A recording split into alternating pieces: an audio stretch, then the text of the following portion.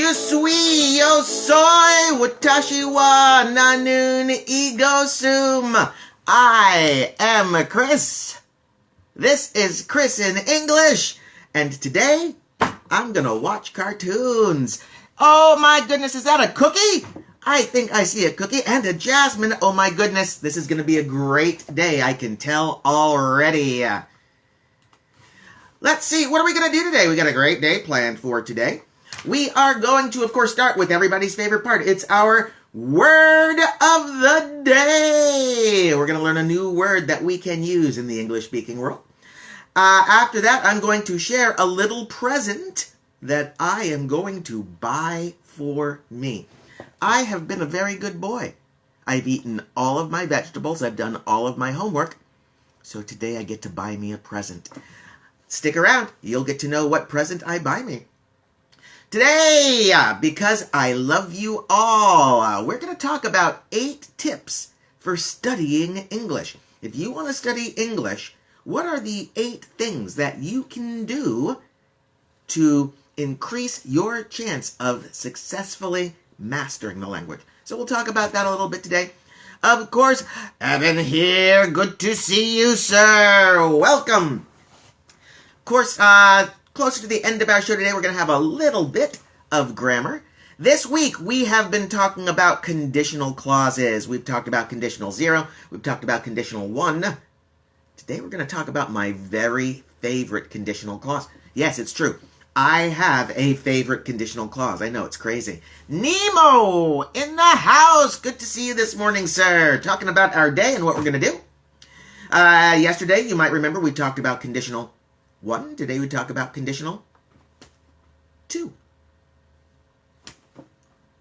Oh, that was bad. How about this? Huh? I know you think it's there. All right, my friends. Let's get to our day. Let's see. Let's start with a corona update. California is doing okay, our numbers are going up, but our hospitals are not full yet. But if you're following the news, you might know that a lot of places in the United States are still in the throes of coronavirus. We're doing our best. We're talking about opening schools in the fall, in September. The first week of September is when we're supposed to open our public schools. There's a debate in the United States right now about whether or not we should do that and send our children back into school and with the chance that they could be sick. Nobody wants that. What I do know is that if you are an EC student, EC English is still planning to open up this fall. Don't know the exact date, but I believe it will be very soon. A little soon. So keep checking your emails. Keep checking the EC English site so that you can get updates about our school. How are you guys doing? How is your country? How is your city? How is your household? I hope you and your family are doing well and are safe and healthy. I'm thinking about you all. Let's see. Let's get to everybody's favorite part.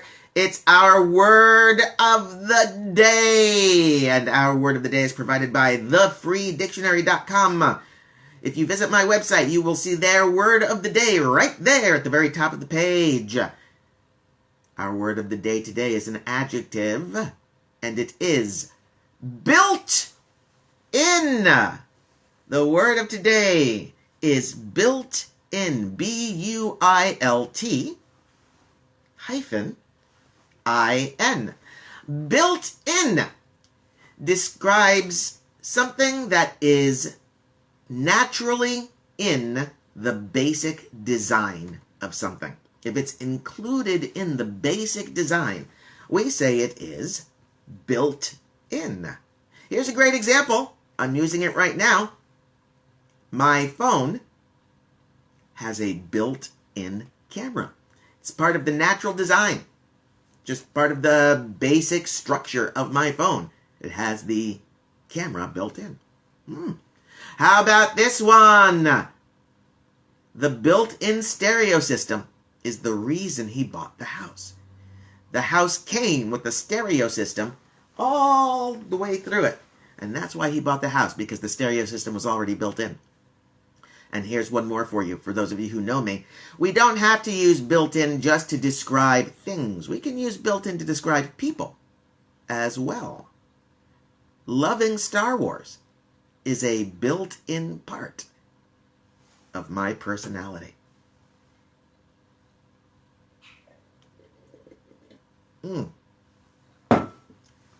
That's a good cup of coffee. Tomodachi is here. I am so glad to see you, Tomo. I hope you and your family are healthy and safe and well. Let's see. We just talked about our word of the day, built-in. It's an adjective. Here's my challenge for you. Send me a sentence using built-in, our word of the day. Can you do it? Can you do it now? Great. Put it in the chat. Can you do it later? Great! Leave me a comment when I post this video. I'd love to see your sentence using our word of the day. It's true, and that's a very good thing, Nemo. I'm very glad to hear that your car has a built-in steering wheel. If it didn't, you might have a little problem. But thank goodness, it's built in. Very good. Let's keep those sentences coming. Tomo, thank you so much for asking. You know what? I'm doing fantastic. It's a pretty good day here in San Diego. The sun is just coming up. We have a few clouds, but those are going to burn off. I'm buying a present for myself today. I'll tell you guys about this now. Last night, I was bored. So I started watching YouTube. I watched some YouTube videos, and I came across a video of a cartoon series that I used to watch all the time. And I couldn't watch the series on YouTube. I could watch some clips, and the clips reminded me of the show, and it reminded me of how much I liked the show. And I came to the conclusion that since I have been such a good boy, I've cleaned my house, I made my bed, I've eaten my vegetables. Because I've been so good, I get to buy myself a present. And the present I'm buying myself is Season 1 for Batman, the animated series. Do, do, do, do, do, do. When, back in the 90s, when I was young, I've always loved cartoons. I still love cartoons. But I loved this cartoon. I'm not alone in thinking that Batman the Animated Series might be the absolute best portrayal of the character and those stories. The art style is absolutely fantastic, but what really gets me is the storytelling. They tell great, deep, full stories in 22 minutes. How do you do that? Thank goodness he's Batman. So, that's what I'm going to be doing tonight. I'm going to be watching some Batman, the animated series, Season 1. That's the season that has, what's his name? Freeze. Dr. Freeze. You might know him from the movie version. All right, my friends, let's see. What is now? Aya! Good to see you. I'm glad you are here today. I'll tell you what our word of the day was. Our word of the day today is built-in. It's an adjective, a compound adjective, and it describes something that is naturally included in a system, naturally included in a basic design. My phone has a built-in camera, and I have a built-in love for Star Wars and for you. Hoon! Good to see you, Hoon. I hope you're doing well. Welcome to the show. I have a built-in love for you too. Built-in, that's our word of the day. What's going to be next for us? English. English. Yes, it's true. We all study English. I don't study English. I teach English, but you all study English. Studying English is not the easiest thing in the world. It's challenging. At the very least, studying English is challenging. The good news is there are things that we can do to make our language studying easier and more efficient so that we can learn more more quickly. Jin Yun. Oh, that's not Jin Yun. That's Randy. Hi, Randy. Oh, I'm so glad to see you, sir. I hope you're well. I hope you're healthy. I hope you're safe. I hope your family is healthy and safe as well. Glad to see your name here today. What are some things that you can do when you're studying English? How can you improve your studies? I've got 8 tips for you this morning. Tip number 1, know your goal. Why are you studying English? What is your reason for knowing English? Is it for your work? Well, if it's for your work, you're going to study English in a certain way. Is it for travels? If you're studying English for travels, that's a great reason to study English. But you're going to study in a particular way. Are you studying for school? Do you want to get into a college? Or do you want to get a higher degree? Well, you're going to study English in a different way. Your goal determines how you study, and of course, what you study. The first tip for studying English is know why you're studying it. What's another thing that you can do when you're studying English? The number one thing, in my opinion, the best thing you can do when you're studying English is to make loud mistakes. Those of you who spend a little bit of time on my website and have read my blogs, you might remember that this was one of my blog topics, make loud mistakes. When I was a kid, I sang in choir in high school and in university. My high school choir teacher, his name was Mr. Eubanks. I wonder if you're still out there somewhere. I hope you're doing well. Mr. Eubanks was my choir teacher, and sometimes when I was singing with the rest of the class, I wouldn't know a part very well. I would be uncomfortable with my knowledge about what I was supposed to be singing. So, I would sing quietly. I would lower my volume so that if I made a mistake, no one would hear, and I wouldn't disturb the rest of the song. Well, I thought I was making a good choice. But my teacher, Mr. Eubanks, he came to me, and he taught me something that has stayed with me decades later. And I think it applies to learning English too. Mr. Eubanks said to me, Chris, when we are singing a song, when we're learning a new song, we're going to make mistakes. We're never going to be perfect the first time we try to do something. But when you make mistakes, Chris, he said to me, when you make mistakes, make loud mistakes. Don't make your mistakes quiet, make them loud. Why, Mr. Eubanks, I asked. And Mr. Eubanks said, because, Chris, if you make loud mistakes, I can hear the mistake and help you fix it. But if you make a quiet mistake, I might never hear it, and you'll make the same mistake forever. When you are learning English, when you're studying English, be brave, be powerful, be chikaramochi in your kokoro, Tomo. Be kanghan in your shimjong, Randy. And make loud, brave mistakes. Another tip for learning English, of course, is ask questions. Ask questions whenever you can. Ask questions now. I want to answer your questions. But if I'm not around and you're around someone else that you know, and you have a question about English, ask them.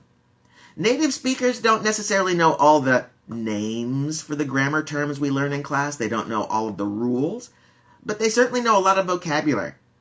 And they can certainly help you with some pronunciation, and they can certainly help you with word order. Ask questions. You'll be surprised at how many native speakers are excited to help you learn. How do you study best? What time is good for you? What kind of location is good for you? Knowing how you study best is the next tip. I am an early morning person. I know, in Japan it's already late at night. In Korea it's late at night, but me, it's just going on. It's not even 7 o'clock in the morning yet. I'm an early morning person. If I want to study well, if I want to use all of my powers to learn, I study in the morning. It's when I have most of my energy. Maybe that's not true for you. Maybe you study best right after lunch. Or maybe you like studying after the sun goes down. Whatever is good for you, know when your studying powers are strongest and study then. Next, activate, activate, activate new knowledge. If you learn something new in English, try to use it as quickly as you can. The faster you learn, the faster you use the knowledge that you learn, the easier it will be for you to keep that knowledge in your head forever. If you learn a new vocabulary word, try to use it a few times that day. Don't wait. Try to use it a few times that day.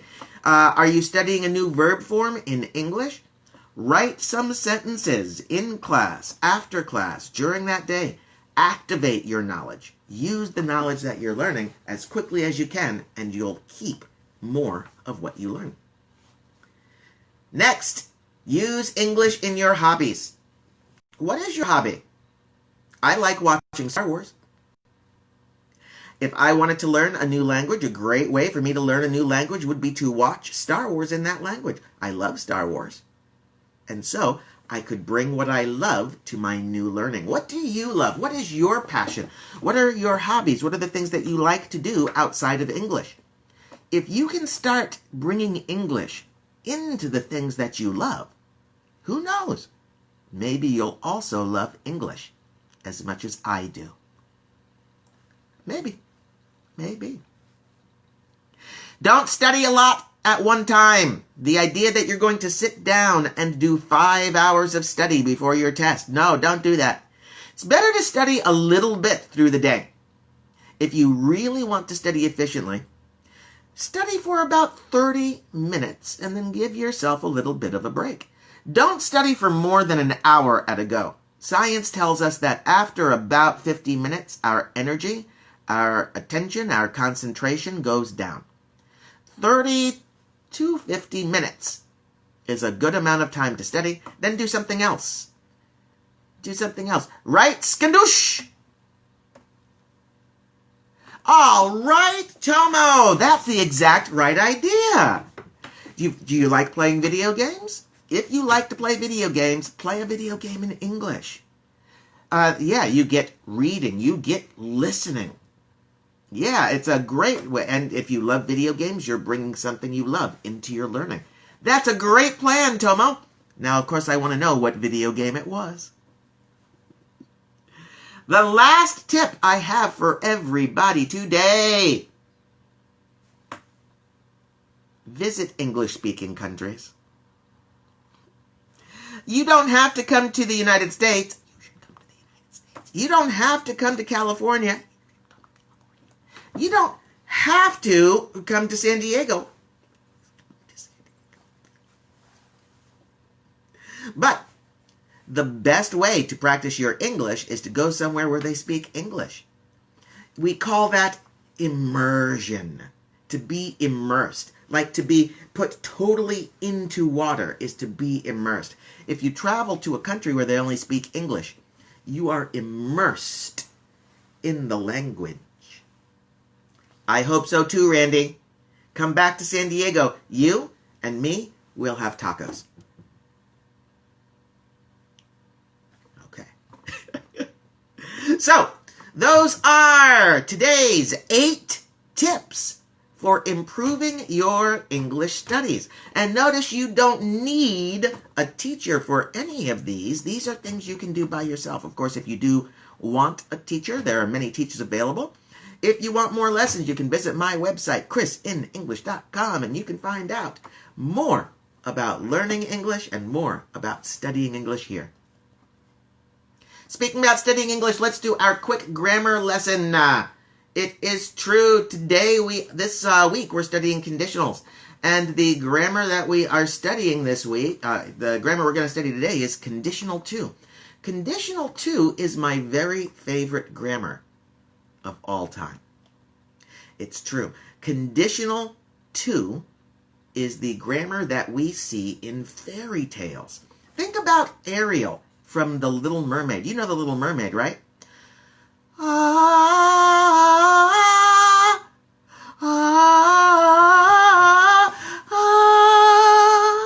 Little Mermaid, yeah. Right? She wanted to be human. Why? Because if she were human, she could marry the prince. That is a great example of a conditional to sentence. And we often use conditional to talk about wishes and hopes for the future. As we know, when we're dealing with conditional sentences, we have to look at the two conditional clauses, the two clauses in the conditional sentence. The first clause is the main clause. The main clause needs to use a modal plus a base verb, right? If I had wings, I could fly. I could fly is the main clause. We know it's the main clause because it can be a sentence all by itself. It doesn't need help. I could fly could be a sentence by itself. Modal, could, would, or might, plus the base verb goes in the main clause. What goes in the if clause? If I had wings. We use simple past in the if clause. Conditional to uses simple past in the if clause and modal plus base verb in the main clause. My absolute favorite conditional to example. If I were 20 meters tall, I would be the best basketball player in the world. It's true. It's very true. If I were 20 meters tall, no one could play basketball like me. All right, maybe that's too tall. So what does conditional to mean? Why do we use the conditional to? Conditional to tells us that every time the if clause is true, the main clause will be true, but the if clause could never be true. If I had wings, I could fly. The truth, I don't have wings. If I were 20 meters tall, I would be the best basketball player in the world. But the truth, I'm not 20 meters tall. In fact, in conditional to, the opposite of the if clause is always the truth. The opposite of the if clause is always the truth. Conditional to sentences. If you have a conditional to sentence, you can write it in the chat. If you have a conditional sentence later, you can leave it in the comments. But I look forward to reading your conditional to sentence whenever you share it with me. All right, we are just about done with our day. What have we done? We've talked about our word of the day, built in. Built in describes something that is included in the basic design. We talked about the present that I'm getting for myself. I'm going, oh, Batman the Animated Series. I'll tell you about my experience watching Batman in our show tomorrow. We talked about 8 tips for studying English, and we talked a little bit about grammar. We talked about if clauses and conditional to. How about you guys? I see we don't have a lot of people on the chat right now, but the people who are here, tell me. What are you guys up to? What are you doing? Are you happy? Are you healthy? Are you wise? Talk to me, Yuka. Are you doing anything fun or exciting these days? Hiya, Aya. Do you have anything that you want to report from Japan?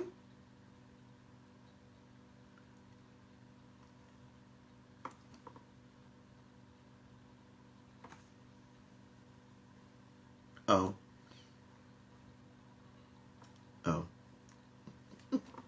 Okay. Well, that's certainly fine. That just means we're going to have a little bit of a short show today. But even though the day was short, my love for you has been long. What's Aya saying? Aya's saying that she studied today. What did you study, Aya? Aya studied at Starbucks. At Starbucks. How was the Starbucks coffee? Was their coffee good? Did you drink coffee while you studied? Good question, Aya. I studied in Starbucks or I studied at Starbucks. Which one is best? Both are correct, Aya. If we say I studied in Starbucks, what you're saying is you studied inside the store, inside the building. Wow, that was weird. The important idea with in Starbucks is that we're inside the building. I studied at Starbucks just means I was at the store. I was at a location. Maybe I was in the store. Maybe I was sitting outside. Maybe I was just at the door. But they amount to the same thing. My body was near Starbucks, and I studied. And you studied English while drinking a white mocha. I don't have white mocha. I just have black coffee in a Stormtrooper mug. Do I have enough coffee? That's the question. There's never enough coffee.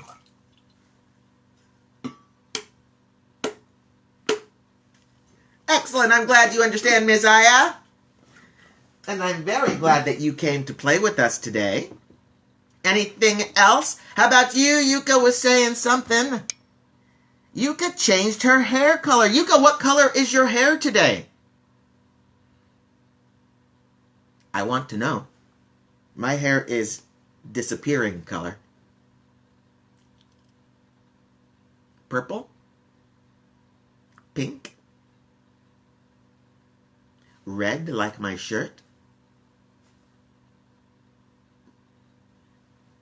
Okay. Well, whatever color your hair is, I'm sure I love it as much as I love all of you. Hey, Hawkins here. Good to see you, sir. I'm glad you're here. I was just despairing and getting ready to end the show. How are you? I hope your family is safe and well. I can tell you that Aya is studying English and drinking coffee. Yuka has changed her hair color to gray. Yay! That's nice. I've seen a few people choosing that color. I'm also changing my hair color to gray. You can see I just started a little bit on this side and a little bit on this side. Thank goodness it's a fashion choice. Right, Yuka? Right?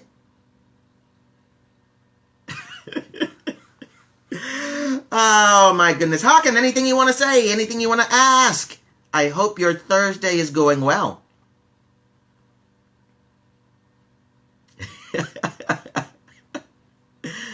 All right, my friends. Thank you for joining us today. You have been a great class. Aya likes my hair.